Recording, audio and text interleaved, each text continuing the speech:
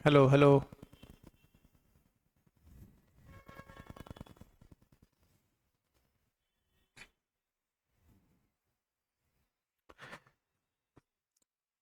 Good morning आप सभी का। सजग क्लासेस हिंदी में आप सभी का स्वागत है। हम लोग उपन्यास विधा की बात कर रहे थे ना, उपन्यास साहित्य जब देख रहे थे तो उपन्यास की विधा कल क्लास नहीं हो पाई थी, तो उपन्यास विधा की हम लोग बात कर रहे थे और आज ये 10वीं क्लास है उपन्यास की। और हम लोग उपन्यास में क्या पढ़ रहे थे? प्रेमचंदोत्तर युग पढ़ रहे थे और प्रेमचंदोत्तर युग में मनोविश्लेषणवादी उपन्यासकार को देख रहे थे। किसे देख रहे थे? मनोविश्लेषणवादी उपन्यासकार।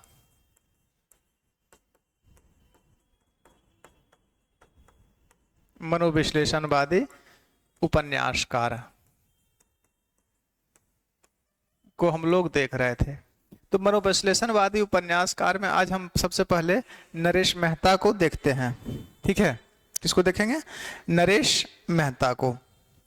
उपन्यास की दृष्टि से ये ज्यादा मोस्ट तो नहीं है, लेकिन हाँ पढ़ना तो पड़ेगा।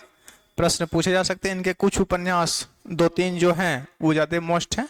सारे उपन्यासों को देख लेते हैं, सारों उपन्यासों का वर्ण विषय, सारों उपन्यासों का क्रम क्या है, प्रकाशन वर्ष क्या है, और इनमें से जो प्रमुख उपन्यास है उसके वर्ण विषय और पात्र को देख लेते हैं। तो आज हम लोग नरेश मेहता को देखते हैं।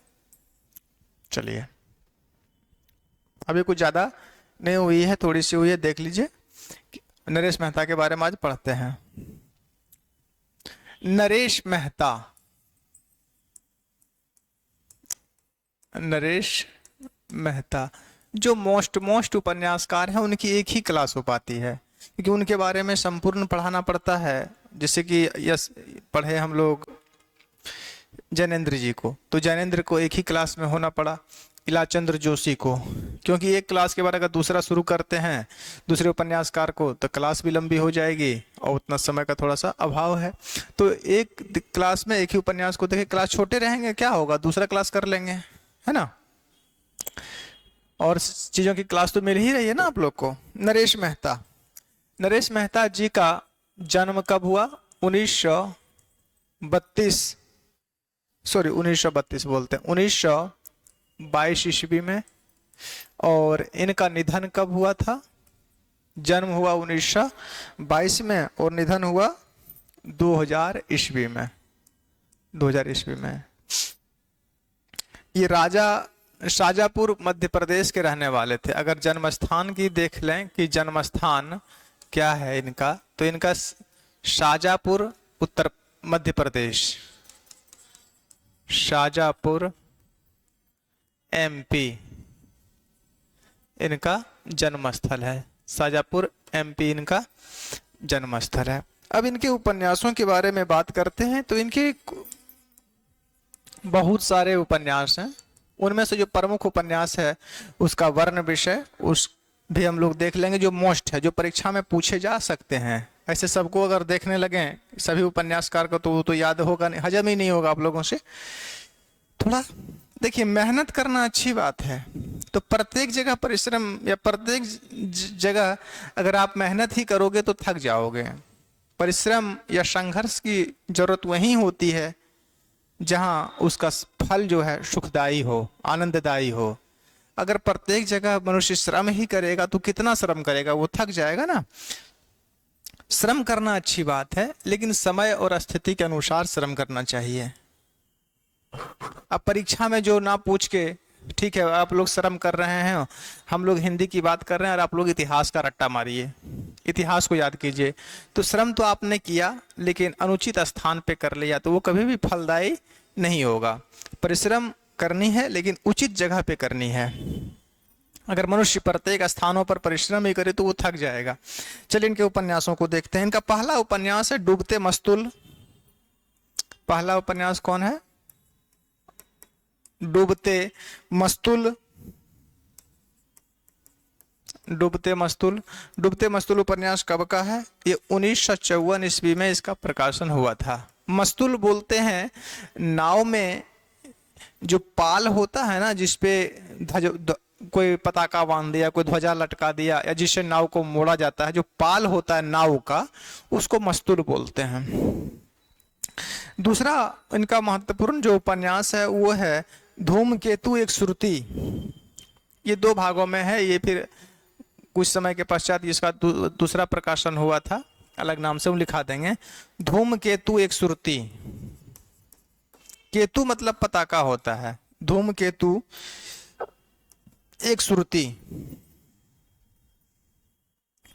एक श्रुति, श्रुति का मतलब जो सुना। धूमकेतु एक श्रुति कब की है? ये 1962 ईस्वी की है। इसका प्रकाशन वर्ष 1962 है।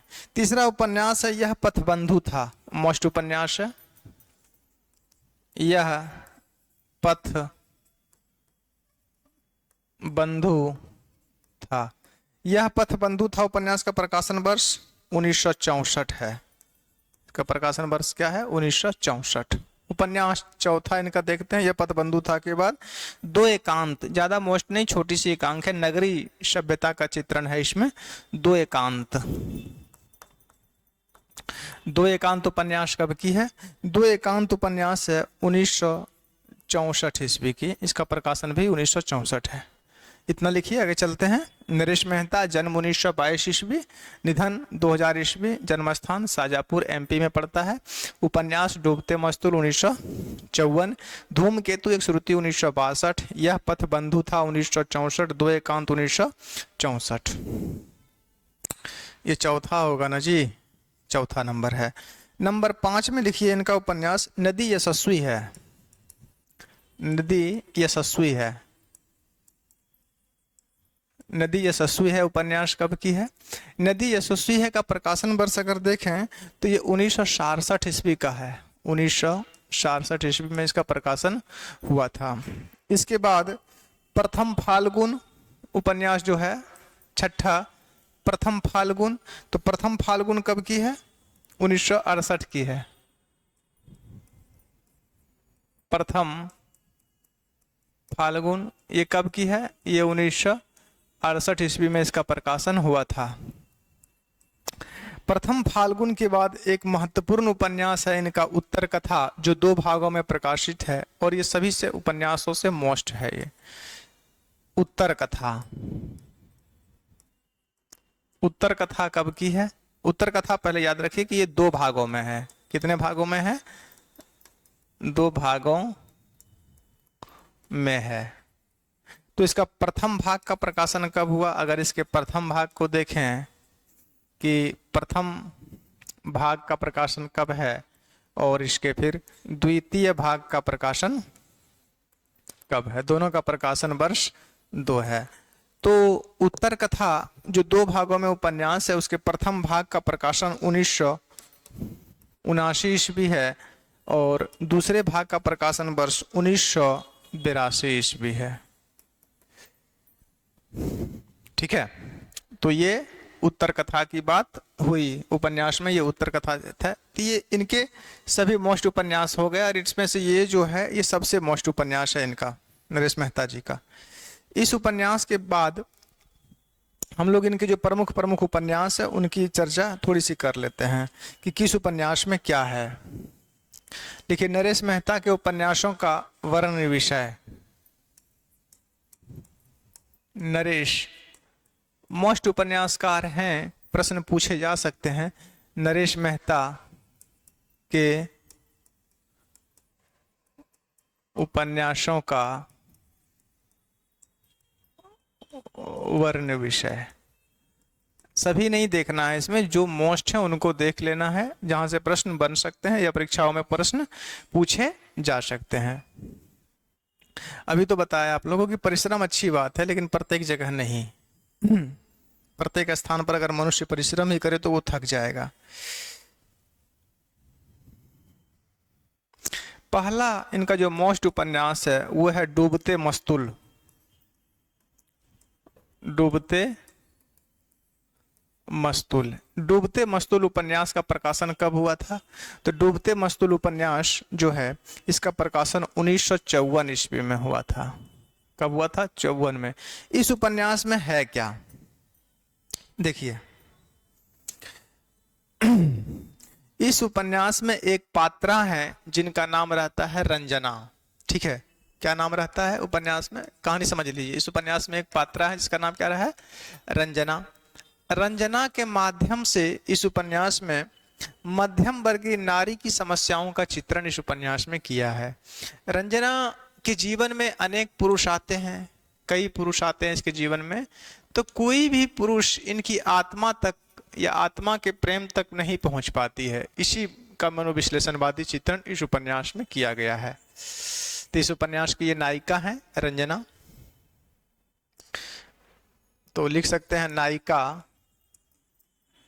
कौन है, रंजना है। नायिका रंजना के माध्यम से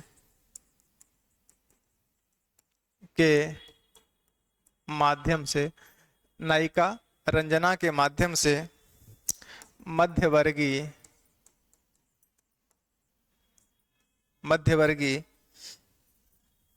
नारी की समस्याओं का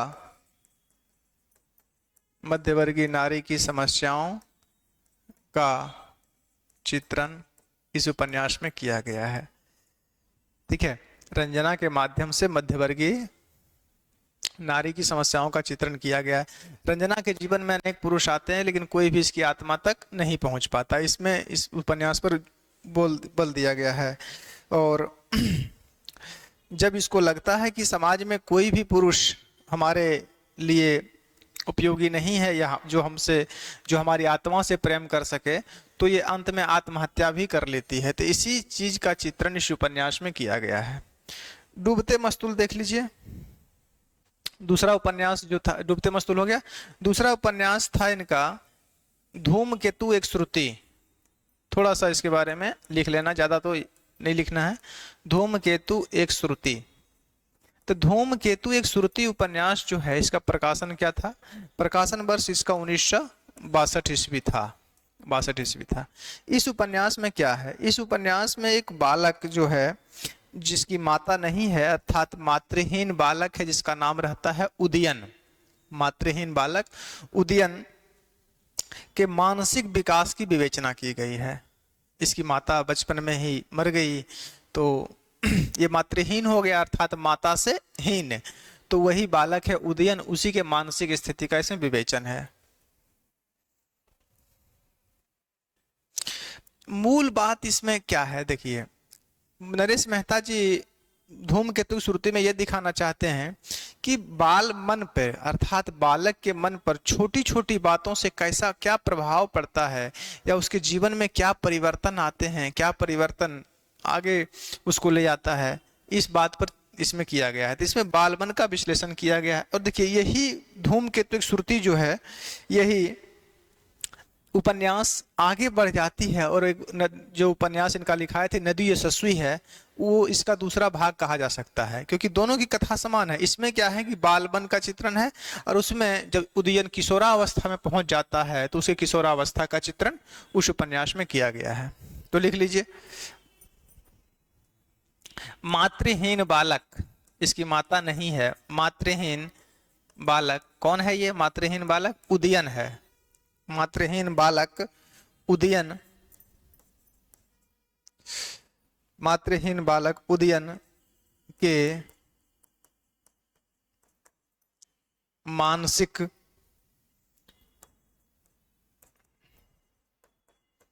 विकास की विवेचना है इसमें। बस इतना ही लिखना है, ज्यादा लिखने की आवश्यकता नहीं है। ठीक है, मातृहीन बालक उदयन के मानसिक विकास की विवेचना है। जीवन में छोटी छोटी परिस्थितियों या छोटी छोटी संघर्ष से बाल मन पर क्या प्रभाव पड़ता है, इसी का चित्रण इस उपन्यास में किया गया है। स्पष्ट है। यही उपन्यास आगे जो है नदी यशस्वी हो के नाम से प्रकाशित होती है।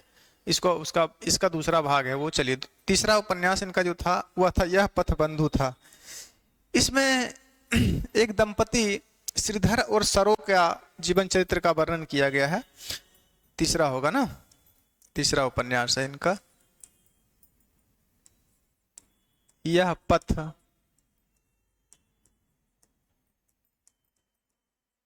बंधु था। यह पथ बंधु था उपन्यास जो है, इसमें क्या है? यह पथबंधु था का प्रकाशन कब था? 1962 ईस्वी। इसमें है क्या? तो इस उपन्यास में एक पात्र है श्रीधर और एक है सरो।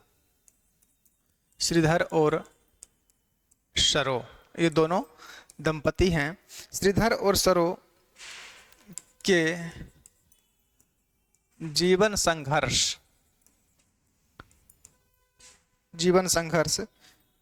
की करुण गाथा है। श्रीधर और सरो के जीवन संघर्ष की करुण गाथा है। बस ज्यादा याद करने की आवश्यकता आप लोगों को नहीं है, उतना ही याद कीजिए, इतना से आप लोग परीक्षा पास कर जाएं, तो ये काफी है। और जो बहुत मोस्ट उपन्यासकार होते हैं जिनसे प्रश्न निश्चित तौर पर पूछे, उसके बारे में तो पूरा लिखाते ही हैं। तो चौथे उपन्यासकार के बारे में लिख लीजिए। चौथा उपन्यास इनका जो था वो क्या था? वो था नदी यशस्वी है।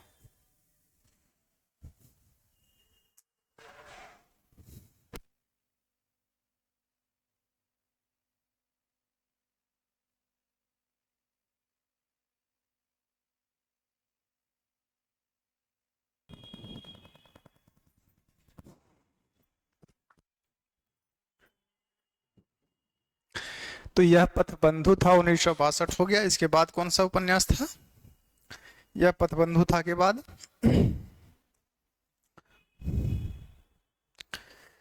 दो एकांत, देख लीजिए इसको भी।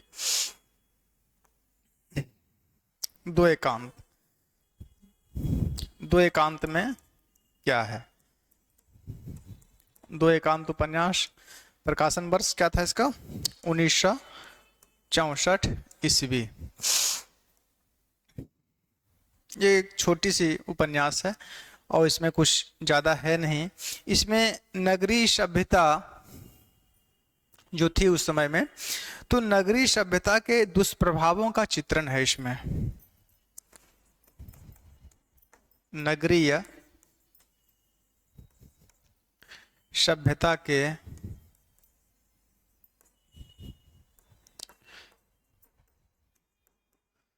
दुष्प्रभावों का चित्रण है। नगरीय सभ्यता के दुष्प्रभावों का चित्रण है। चलिए, तो नगरीय सभ्यता के दुष्प्रभावों का चित्रण हो गया। उसके बाद यह पथबंधु था, दो एकांत हो गया। अगला उपन्यास लिखिए नंबर 5 में नदी यशस्वी है। और नदी यशस्वी है के बारे में आप लोग को अभी तुरंत समझाए थे ना कि ये जो धूमकेतु श्रुति है उसी का अगला भाग है ये। तो नंबर 5 क्या था?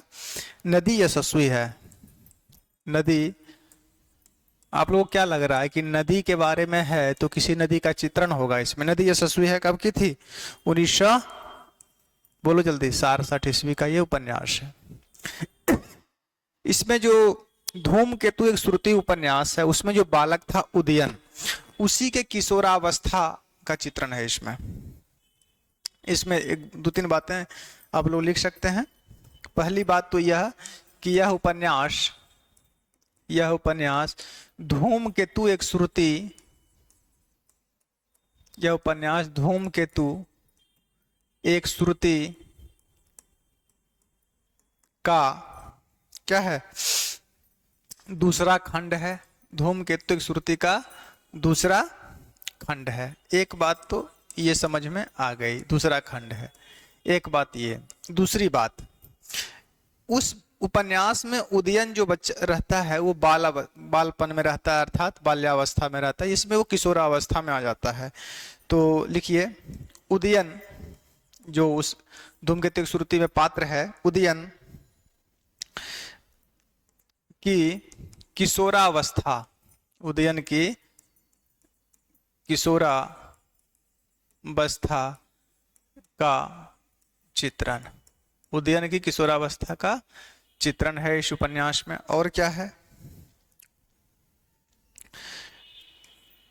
किशोरावस्था में उदयन के मन में जो जिज्ञासाएं जागती है, जो परिस्थितियां होती हैं, जो समस्याएं या संघर्ष होती है, उसी का सूक्ष्म विवेचन इसमें किया गया है। लिख लीजिए, उदयन की जिज्ञासाओं, उदयन की जिज्ञासाओं आदि का सूक्ष्म विवेचन, सूक्ष्म विवेचन इस उपन्यास में है। किसमें? नदी यशस्वी में। ये उपन्यास भी हो गया। अब इनका एक और 2 उपन्यास बचा है ना। दूसरा उपन्यास कौन सा है इनका? दूसरा उपन्यास होगा इनका, देख लीजिए, मेरे ख्याल से प्रथम फाल्गुन होनी चाहिए। नदी यशस्वी है, हो गया। नदी यशस्वी है, हो गया। उसके बाद प्रथम फाल्गुन और उत्तर कथा। तो उत्तर कथा तो खैर मोस्ट है, इसके बारे में अच्छे से देखते हैं। इसमें ऐसे तो मालवा के ब्राह्मण परिवारों के बारे में बातें कही गई है। तो प्रथम फाल्गुन में क्या है?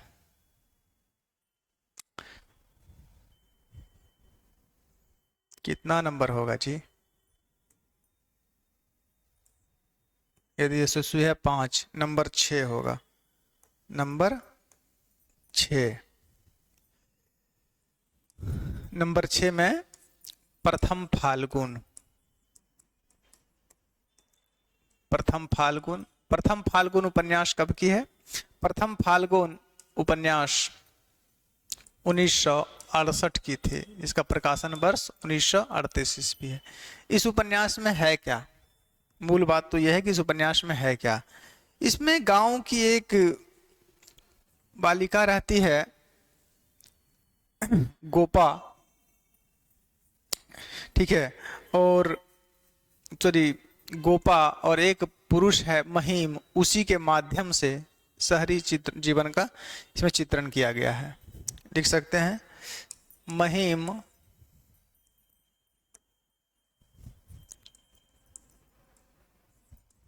महिम महिम रहता है ना, महिम व गोपा के माध्यम से लखनऊ शहर का चित्रण है। गोपा, महिम व गोपा के माध्यम से लखनऊ का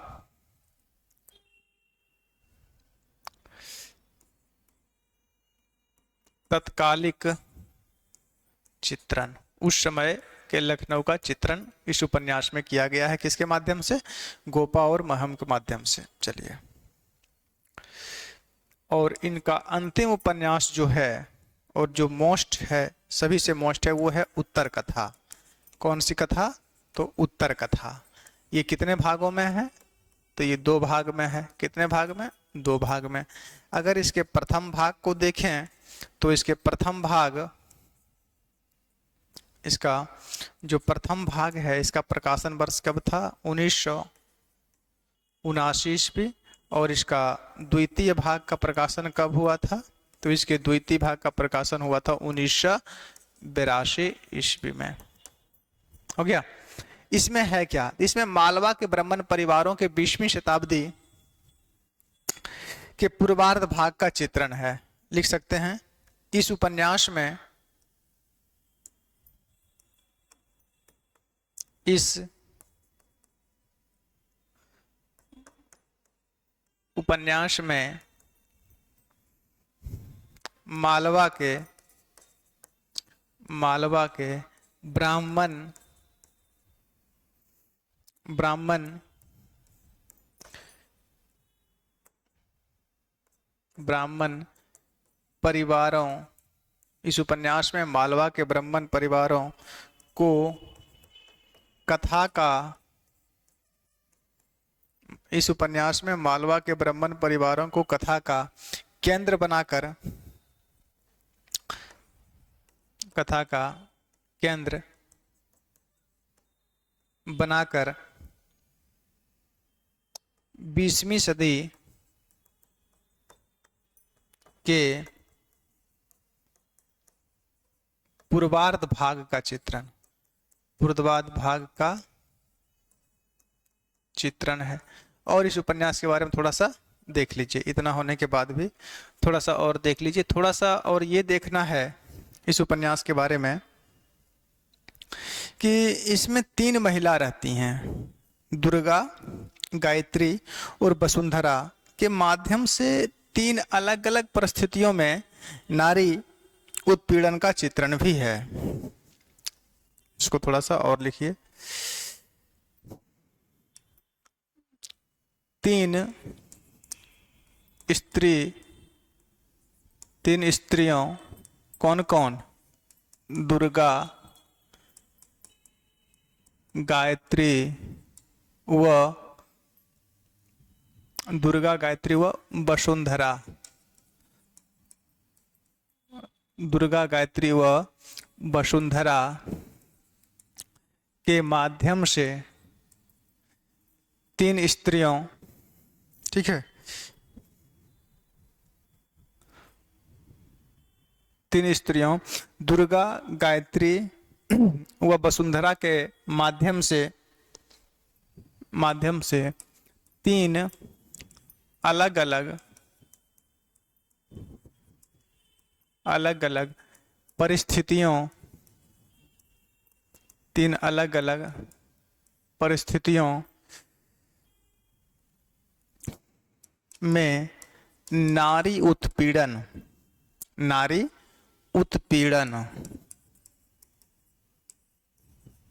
का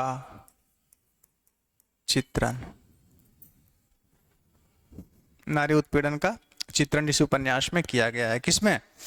तो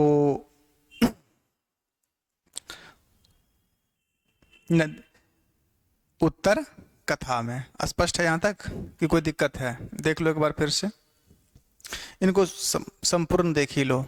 देखो, ये क्लास आज नरेश मेहता के बारे में थी। ये क्या हैं? एक मनोविश्लेषणवादी उपन्यासकार हैं और ये प्रेमचंदोत्तर युग के उपन्यासकार हैं। उपन्यास की क्लास ये 10 है। इसमें आज हम नरेश मेहता को देख रहे थे।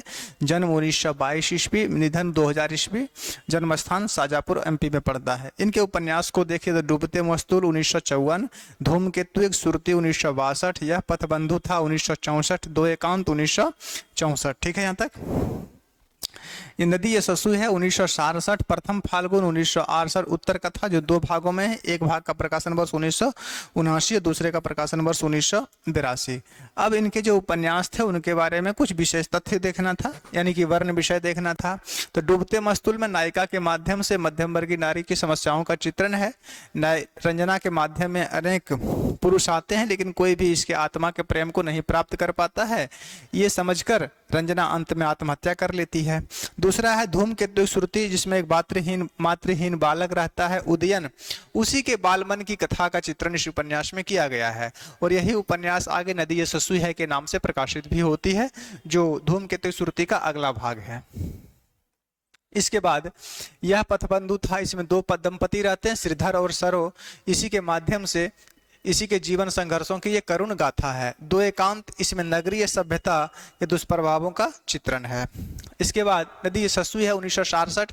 यह उपन्यास क्या था? धूमकेतु श्रुति का अगला भाग था, क्योंकि धूमकेतु श्रुति में जो बालक रहता है उदयन, उसके बालपन का इसमें चित्रण है और बाल मनोविज्ञान का चित्रण है। यहाँ पे उदयन जो है वो किशोरावस्था में पहुंच जाता है और उसके जीवन में अनेक समस्याएं आती है और जीवन संघर्षों को जूझता हुआ उसके मन में जो भी प्रश्न आते हैं, जो जिज्ञासाएं जागती है, उसी का मनोविश्लेषणवादी चित्रण इस उपन्यास में किया गया है। प्रथम फाल्गुन, इसमें महिम व गोपा के माध्यम से लखनऊ शहर के तत्कालिक स्थिति का चित्रण किया गया है और लखनऊ शहर के सभी पक्षों को इसमें उद्घाटित किया गया है। उत्तर कथा उपन्यास 2 भागों में है। उत्तर कथा का प्रथम भाग जो था 1979 में है, दूसरा भाग का प्रकाशन 1982 में है। इस उपन्यास में मालवा के ब्राह्मण परिवारों के माध्यम से, या मालवा के ब्राह्मण परिवारों की जो 20वीं शताब्दी के पूर्वार्ध भाग का स्थिति था, उस समय के में इस परिवारों या उस समय के ब्राह्मण परिवारों को की कथा को इसमें चित्रित किया गया है। इस उपन्यास में 3 स्त्री पात्र प्रमुख होती हैं, दुर्गा, गायत्री और वसुंधरा। तो तीनों के माध्यम से तत्कालिक नारी उत्पीड़न की समस्याओं का इसमें चित्रण भी किया गया है। ठीक है? इस उपन्यास का जो केंद्रीय पात्र रहता है, किसका? उत्तर कथा का। इस उपन्यास का एक केंद्रीय पात्र है जिसका नाम रहता है शिव शंकर आचार्य। शिव शंकर आचार्य। शिव शंकर आचार्य जो हैं इस उपन्यास के ये केंद्रीय पात्र हैं। क्या है? केंद्रीय पात्र हैं इस उपन्यास के केंद्रीय पात्र। तो केंद्रीय पात्र इस उपन्यास के कौन है? शिव शंकर आचार्य। ये भगवान बुद्ध के जैसा, यानी कि गौतम बुद्ध के जैसा इच्छाओं को दुख का कारण मानते हैं। बस इस उपन्यास में इतना ही है। इनका मानना है कि हमारी जो इच्छाएं होती है वही हमारे दुख का कारण है। इस उपन्यास में बस इतना ही है उत्तर कथा। और इसी के साथ आज नरेश मेहता भी समाप्त हुए। ठीक है, तो नरेश मेहता के बाद अगले उपन्यासकार जो थे उनको हम लोग अगले ही क्लास में देखेंगे। दो छोटे छोटे उपन्यासकार हैं, जैसे कि एक प्रभाकर माचवे थे और एक धर्मवीर भारती थे। तो इनको अगले क्लास में देख लेंगे। क्लास थोड़ा सा 1-2 दिन एडजस्ट कर लीजिए, थोड़ा समय का अभाव है इसी वजह से। तो आज के लिए इतना ही। ठीक, धन्यवाद।